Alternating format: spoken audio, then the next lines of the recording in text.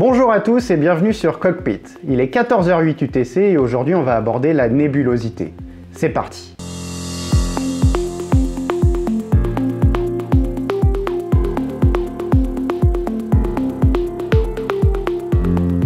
Alors la nébulosité, c'est la suite logique des nuages. Aussi, je t'invite à regarder ma série de vidéos concernant les nuages que je t'affiche ici. Si c'est déjà fait, alors on commence tout de suite par une définition.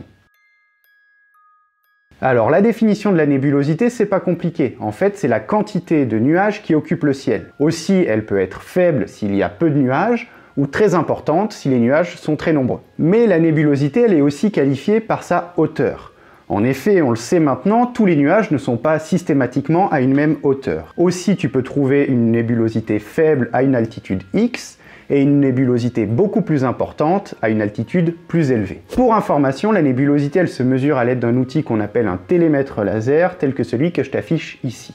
Parlons maintenant des octas. Alors les octas, c'est en fait une échelle qui permet de mesurer la nébulosité.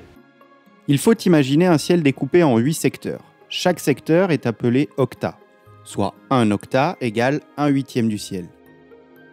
Donc tout à fait logiquement, au plus le nombre d'octas occupés par les nuages est nombreux, au plus la nébulosité est importante. De 1 à 2 octas, soit peu de nuages, on qualifie ça de few. De 3 à 4 octas, soit éparse, éparpillé, on qualifie ça de scattered, noté SCT. De 5 à 7 octas, soit des nuages fragmentés, morcelés, avec quelques trous, on qualifie ça de broken, noté BKN.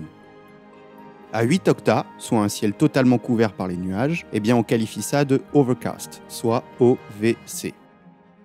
La notation abrégée que je t'ai affichée, elle n'est pas anodine, puisque c'est celle-ci que tu vas retrouver dans les messages météorologiques tels que les METAR, ou bien sur les cartes météorologiques lorsque tu vas préparer ton vol.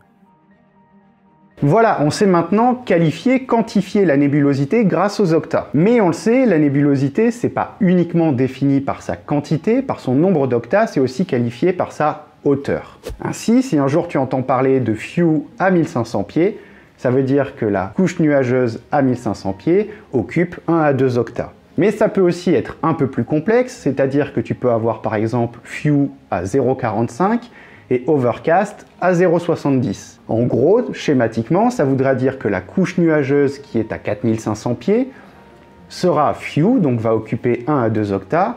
En revanche, la couche nuageuse qui sera à 7000 pieds, elle sera overcast, donc va occuper 8 octas. Voyons maintenant l'importance de la nébulosité pour le vol à vue. La nébulosité, c'est extrêmement important quand tu voles en VFR, c'est-à-dire en vol à vue. En effet, ici, on va apporter la notion de plafond aéronautique. Alors, qu'est-ce que le plafond aéronautique? Eh bien, c'est en fait la couche nuageuse la plus basse qui occupe plus de la moitié du ciel. Alors, si on déchiffre cette définition, qu'est-ce que ça veut dire? Eh bien, ça veut dire que c'est la couche nuageuse la plus près du sol qui va occuper plus de la moitié des octas. Or, on sait qu'il y a 8 octas, donc plus de la moitié, c'est 5 octas.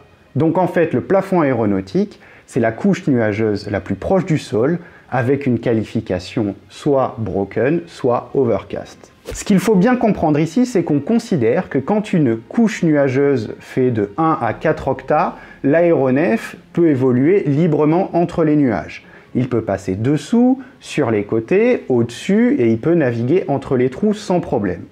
En revanche, une fois qu'on a passé les 4 octas, qu'on atteint donc des couches broken ou overcast, la couche est trop dense et l'aéronef ne peut plus évoluer librement. Il est donc obligé de rester en dessous de cette couche nuageuse, d'où le terme de plafond. Et cette notion de plafond aéronautique, elle est extrêmement importante dans la préparation de tes vols. Je te donne un exemple. Ainsi, tu veux partir d'une plateforme et on t'annonce une couche broken ou overcast à 500 pieds. Eh bien, tu ne peux pas décoller. En effet, on le sait maintenant et on l'a vu dans mes précédentes vidéos, la hauteur minimale de survol, c'est 500 pieds. Aussi, ici, si tu décolles à 500 pieds, tu es dans les nuages et en VFR, on sait que les nuages, c'est interdit. Tu ne peux donc pas respecter la hauteur minimale de survol, tu ne peux donc pas décoller. Je peux également te citer un autre exemple. Un jour, tu es en train de préparer ta navigation et tu vois que sur ta plateforme de départ, tu as une couche broken ou overcast à 2000 pieds. eh bien c'est à prendre en compte. Ça veut dire que dans toute, on va dire, ta première zone de départ, ton départ en navigation, tu ne pourras pas excéder les 2000 pieds. Et ça peut influencer beaucoup ton choix de trajectoire, si par exemple tu as des reliefs tels que des montagnes, ou en tout cas des obstacles sur ton parcours. Maintenant, où vas-tu trouver cette information sur la nébulosité? Le premier endroit, c'est dans les messages météorologiques tels que les METAR, et le deuxième endroit, c'est sur les cartes météo, telles que les cartes TANSI. On les étudiera dans une vidéo dédiée. Voilà, c'est tout pour aujourd'hui. Alors tu vois bien, la nébulosité, c'est pas extrêmement complexe, c'est même plutôt facile à retenir, mais c'est quelque chose de hyper important parce que là on est dans le concret et c'est quelque chose que tu vas toujours prendre en compte avant de décoller. Dans ma prochaine vidéo, on va parler des précipitations et d'ici là, eh bien, je te dis porte-toi bien et à très bientôt.